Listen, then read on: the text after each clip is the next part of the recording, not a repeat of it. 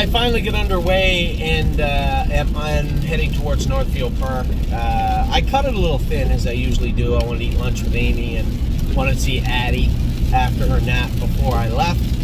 So it says I'm going to get there just in time to warm up Unbeatable Kemp, or as Addie calls him, Cake. I'm going to get there just in time to go last trip with Cake. I have no idea why Cake. So, a couple of things to go over. I know the videos are long, getting loaded today. I don't know what took place. So I had Curtis check the upload speed at my house in Guelph, and he said it was just that above a hut in a third world country. So I don't know what's going on with the Wi-Fi upload speed in Guelph. It's supposed to be the highest you can get. I don't know anything about it, but it is not. So Amy's going to have to call Bell, I guess, and ask them what's going on. So I bit the bullet. I had chewed through a ton of data this month already somehow, and said, you know what, I'm just going to pay extra and I'm going to upload it on my mobile plan. It didn't take me long to figure out that was going to be pricey. So I called Rogers and I said, listen, I've already gone through 41 gigabytes of data, 2.5 weeks. It's insane. I said, I don't want to argue the semantics of how I went through it or what happened, or I said, at the end of the day, it's gone. So what's the highest plan I can get so that I will never go over again, ever? And I don't mean unlimited, but it's not really unlimited. We give you shitty data after that. You can't upload a picture. It takes 12 minutes to upload. I suspect that may have something to do with why my phone's working so slow. She said, we can give you 100 gigs of data, $195 a month. I said, fine. But I'm going to tell you right now, if I get a note at any point during the month saying, you're getting close to your high-speed data limit, and it will be downgraded after that to whatever crappy upload and download speed you give me after that, I will throw my phone in the river and I will never do business with Rogers again. Ever. Ever again. Which might have been a little harsh because the young lady just works there. She's like, no sir, it won't, blah, blah, blah, whatever. 3 videos are still uploading. We're on our 25th hour. 25th hour of trying to upload them. So it's got to be my phone, because Bell Expressview is in charge of my Wi-Fi. Unrelated issue with them. Rogers is in charge of my mobile data, still uploading on the 25th hour. Anyway, I'm going to let it go. It's raining here, but it's not supposed to rain, I don't think, in Northfield Park. I hope not, because I don't think I have my mud gear with me, and Cake doesn't like the mud. So that makes 2 of us. So I'm heading back towards Northfield Park. It was so great to be home on the weekend and to see Ollie play baseball, to see his team as underdogs win the championship. You know, it's so uplifting and heartbreaking at the same time to see kids compete. You know, you got those other little 8-year-old boys just bawling their eyes out, and you got Ollie's team cheering and giggling and happy, and I feel bad for the other team, but there has to be winners and losers. I know in the year 2021 we're getting away from calling anyone a winner or a loser, but at the end of the day, that's exactly what happens. Favorites don't always win. I left the track almost in tears many, many nights. I'm a grown man. So, just the way it is, right? And I saw one little boy. So this team was the team they were playing, was the best team in the region, I guess, undefeated in a number of games, and they played good. The night before, they pounded Ollie's team like 15-2. Ollie's team kicked the ball around and made a lot of errors, and this team didn't. They looked good. And there was this one little boy. He was a catcher, little blonde kid with glasses. Man, he could play. He was good at the bat. He was good as the catcher, and then he played shortstop the next day. Just a great player. And as we were leaving, and which happens so often, the little boy's father was one of the coaches. I remembered seeing him. And as we were leaving, I saw the little boy on the tailgate of his truck with his dad. He's just bawling his eyes out, right? And I said to Ollie, I said, hey, go on up there and shake that kid's hand and you tell him he played great, because he did. So he did, and the kid's like, Dad, can I get out? And I said to the man, I said, hey, that's your son? He said, yeah. I said, he's a good player. I said, unfortunately, I didn't get to watch all the games all season, but you guys got a great team, and that's a great kid right there.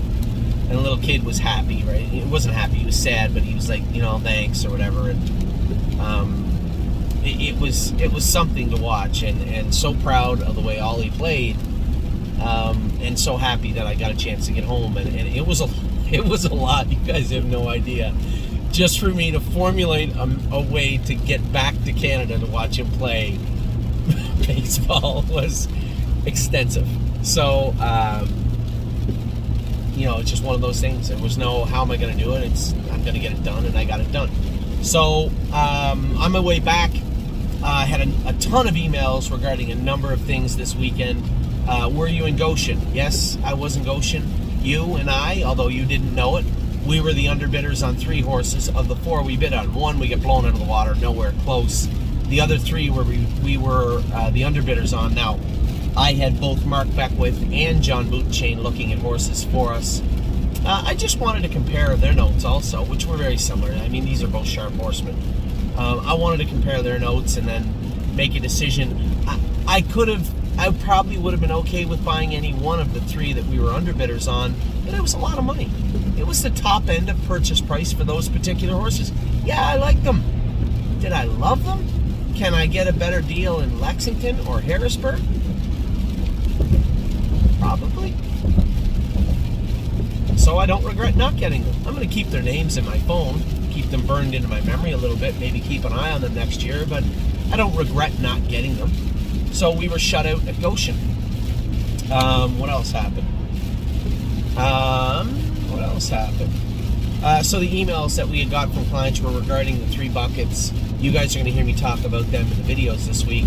It is important for me to know that, and I know we have a lot of Ontario clients out there, and I don't want to, lock down those buckets and say, for 72 hours, only the people that bought into those lots can. I don't want to do that. But at the same time, that's exactly what I'm probably going to have to do if everybody doesn't jump in, because I think it's vitally important you understand why we made this model shift, why we're moving to something that's a little more pre-structured than we've done in the past, and it's for no other reason than I don't want to put my neck on the line anymore. I don't want to be left with a ton of shares. I know somebody said, well, Anthony, you didn't have that many shares. I did have a lot of shares in a number of different ways. And sure, it's not that bad when you're selling shares of horses that are good at a profit, but that's an awful risk to take. And I don't think that it's a necessary risk anymore. I just don't. I mean, we've proven that we can compete anywhere. We do a pretty good job all around. And you can say what you want, but I would find it hard to believe you would find a stable anywhere in, I'm going to say, the world that brings you as much information and content as we do. Make sure that you're up to date and as well informed as we do. I defy you to. I'll dare anybody to. Show me anyone that can compete with the stable as far as disseminating all the information and putting together all the content that we do for you. I just don't think it's possible. And, at the end of the day, I've had people that say, don't worry, we're going to buy in. I know you are. I know, and I get that you want to pick out your own horses, but you don't really pick them out. You pick out the ones you like from the ones that I buy, but to do that, I have to buy them first. So all I'm saying to everybody is, listen, we are going to buy horses that you are going to like, right? We do every year. And, for the people that are saying, I don't know if I want to blindly buy into a bucket or a partnership where I don't like 2 of the 5 horses or less that are in there. Okay. I'm also, because we're formatting it the way we are, we're also giving you an opportunity to sell those shares. And all that will do is make sure that the market, the private market, is more aggressive. And somebody said, well, they're just going to try and gouge everyone. But if no one's buying the shares, how are they going to gouge you? It's simple supply and demand. There are going to be people that want pacers. There are going to be people that want trotting fillies, trotting colts, pacing fillies, pacing colts. So there should be a way forward for everybody. I can't stress that enough. for the people out there that are concerned it's not going to go that way, I have no idea why you would. The only difference would be who actually owns the shares at the beginning, me or you. Anyway, I wanted to make sure I clarified that. I wanted to make sure that you understand why. I've said it now 3 or 4 times, and I know I still have people saying that they would rather it be the other way, but I'm sorry, I just don't have a $500,000 line of credit to do that. And the way that I put it together before, it was extremely stressful. And I'm just looking for a way forward that isn't as stressful. That's the reality of it. So that's where we're at. That's where we've been. I haven't told anybody yet. I haven't even told Wendy or Kelly or anyone. But we are upwards now. We have 10 yearlings already. 7 are on the stableca.com. I still don't have the name of the big Jim or the gender of the big Jim yearling we have in the barn. And honestly, I don't know if the shares are for sale in this horse. That horse was sent here privately. I have to talk to the owner of that particular animal to see if they do want to sell shares. And if they do, what price they want to sell them at. I also am very close to finalizing the sale of 2 other pacers. So we may not have to buy or look at very much on the pacing side in Ontario anyway. Maybe the only one we'll actively look at would be a horse like a Century Invictus from last year that was 60 or 70,000, and that would be outside the purview of any of the buckets. We're not going to fill up the buckets with one horse. That's a little silly. So we won't do that. A horse like this horse would be outside the purview of those buckets, which answers a question somebody had asked me. If we bought a horse for 50 to 70,000, would it fall under that 70,000 or $50,000 bucket? No, it won't. That would be a horse that was purchased outside of the partnership and up for private sale purchase at any point along the way. Where are we at next? So the 3 pacers, it could be 4 pacers at this point. As you can imagine, a lot of people that message us, either current or former clients or associates of ours, saying, hey, I have this horse by this sire available. We have a horse I'm looking at, or I'm going to be looking at, that's an all bets off. We have purchased a Sunshine Beach. We have purchased a Dally. You'll understand why in the next week or so when I unveil what we bought, why we bought those horses. And then I've talked to you a couple of times now about the big Jim that's already in Mario's barn, that I don't know if the horse's shares are for sale or not. I have not spoke to the particular owner of that. Fly, you're going to die. Keep it up. Stay over there on your side. What else do we got? The Ohio sale on Thursday. We still had a lot of people asking about what's going on. I do have a little update. We had 3 clients, one who had bought a share and now something's come up. They don't believe they could keep their lot. They said they would until they were able to unload it, but there is one lot for sure that is theoretically unspoken for right now. By theoretically, I mean literally unspoken for right now. So if you're out there and you wish you had got in on the Ohio partnership that's about to take place on Friday, there is one share for certain.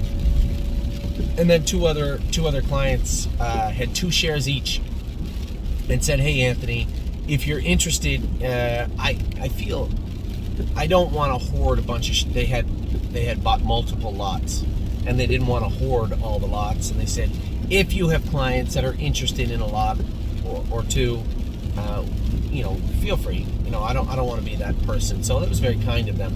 So theoretically right now we have, actually I think it was 4 lots that are unspoken for, or one was unspoken for, the other ones were spoken for, but I could pry them away from the current owners if there was people out there that want them. So if you're out there and you would like a lot of the Ohio partnership, again, that was a lot that was $2,500 US dollars, then let me know and I will make it happen. These lots, again, are 1% of every horse we buy. Now, our projections are going to be around $250,000 we're going to spend in Ohio American on Friday. And these would represent, this lot would represent 1% of every horse in there. Now the rules that are surrounding those lots, there's only 2. It's very simple. The first, obviously, it's a $2,500 US buy-in. following Friday. So Saturday, Sunday, and most of the day Monday. Be exactly 72 hours to keep it fair. Only the people that own the lots can buy the remaining shares. So let me back up here and make it as clear as I can for everybody. Maybe you didn't hear. 75% of every horse that we buy in Ohio is already spoken for. Those would be the 75 lots I have sold, pre-sold for the Ohio Select sale. That leaves 25% of every horse that we purchase at the sale on Friday available. Those 25 shares, that 25%, is only available to the people that bought into the lots to begin with for 72 hours. After that 72-hour window, anyone that is a current or potential client can buy any shares of those horses that they want. And that's how we've structured it. Now, the reason we've made it a partnership is simple. We've changed the way we set it up so that every single person that owns a lot, no matter how many shares you own of those lots, you can sell any one of those shares, but you can't do it for 14 days. Now, if you stop and think about that, it's only for one reason, because I want to make sure that the other shares are all sold for the stable.ca. I'm getting first come, first serve. I'm selling our shares first. So for 3 days, only the lot owners can buy those shares. For 14 days, none of the shares can be sold privately on the private market. 15th day, it's a free-for-all. You do as you wish. So those are the only two rules: 3 days and 14 days. That's it. And then everybody's good to go. So that is what's going on this week. A lot on my plate this week. I got to make it the warm-up cake, as I said. Unbeatable Kemp tonight. Tomorrow, what am I at tomorrow? Tomorrow's Tuesday. I don't know. I'm somewhere tomorrow. No, today's Monday. I don't know. I'm somewhere tomorrow. Wednesday, I'm at the Meadow. Tuesday, I'm at the Meadows. Wednesday, I'm at the fair, qualifiers at Northfield, and racing at Northfield Park.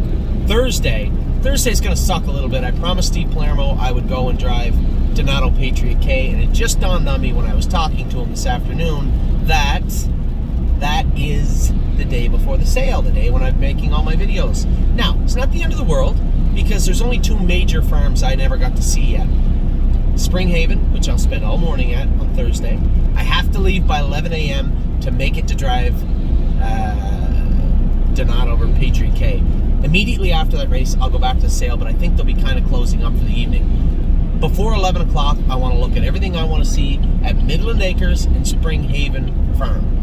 Once I'm done there, I think I'm good for the sale. I've looked at everything I want to look at, and then the next day I'm going to go there and look at some more horses. So that is what I'm planning on doing on Thursday and Friday, into Friday. On Friday, I have to remember to book off everywhere. I have to remember to book off Northfield and the Meadows. I'm only going to be at the sale on Friday. Saturday, we're going to be bringing videos to everybody from Northfield Park of me going with all the horses. Got to try really hard not to get killed. Sunday, I'm at the Delaware County Fairgrounds for 4 of them. I keep saying 5, but it's actually 4. 4 of them. Immediately after Delaware's race card, I'm going to have to ship definitely Blue Bayou Dio down to Kentucky, race her in Kentucky, and come right back. I think the trailer's going to be empty. I believe I'm going to send Blue Bayou Dio directly to Mark Beckwith right after Kentucky. She's going to miss the first lag in Freehold, but she's going to make the second. So that's the plan for this week. A lot of stuff going on. Every day I'm going to be inundated for the next week. So I know I have a ton of emails there I haven't got a chance to answer. I apologize if you haven't heard back from me yet. I'll try and get them all done before I go to bed tonight. I want to look over, I also got the London Sealster Farm online catalog. I got to look through that, and I got to start cracking the cover. Before I look through that, I have to crack the cover and start getting at Lexington. So it'll be Lexington, Ohio, London, Lexington, London, Harrisburg, Indiana, somewhere in between. Although we're only going to buy 2 or 3 Indiana breds, much like New York, for different reasons. only buy 2 or 3 Indiana breds, and we may end up getting them in Lexington. So I don't know if there's a necessity for me to be at the Indiana sale, but most definitely Ohio, London, Lexington, London, Harrisburg. 5 major sales coming up. So that is it. I'm rambling on a bit, but I do have at least 94 miles to worry about it. So I will be at Northfield tomorrow and tonight, and then the rest of the week is just a whirlwind. Talk to you all very, very soon. Again, I do apologize about the videos. I'm not technical enough. I don't know what the hell is going on, why they were uploading so slow. I hope this one uploads much quicker. Take care.